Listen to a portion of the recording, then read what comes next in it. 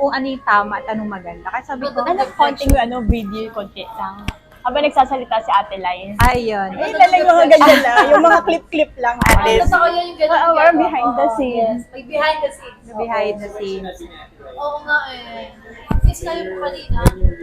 When you're really Ayan, tired. okay. So, oo, I'll diba, repeat ayun it nga. again. Sige. Dito lang ate. So yun, when you're really tired, kahit anong sabihin mo sa mga, di ba, there's a lot of people, I don't hate them or I don't mean anything about them. Wala akong ill will to them.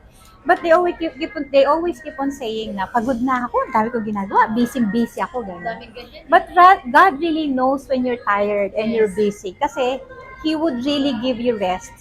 So it might seem at the beginning, nung nagkasakit ako na parusa, ano to ga, di ba? It's like, pinaparusahan niya ako. But it's not, no? It's really a rest for me, a total rest. Yes. That I could read the Bible, I have time for myself to reflect and to really know na talagang God is here with me. Kasi dati hindi ko talaga alam yun eh. I don't know how to surrender eh. Lalo na yung mga goals ko, hindi ko yan nasusurrender nga. But now, I surrender it to God. Lalo pa siyang gumaganda actually. Alam mo, ang ganda. Kasi sabi nga, no, sometimes God give you something. Yeah. Turn to, parang mag-focus ka sa akin. Yes, so. Ganun yan, ganun. Yeah, yun nga. To focus on Him talaga. This year has been a focus to God talaga. Sa bigla ka mapopost eh, no? Yes, that's true. Kaya pala we need to post pala. Oh, Stop yeah. muna. Mm-mm. Para ma-realize mo how God is good to you. Yes, that's true. Bakit? Yung realization doesn't come na in instant eh. Sabi na ako, napopost ako. Ano ko? Hey Lord, hindi ako na sorry. Yeah.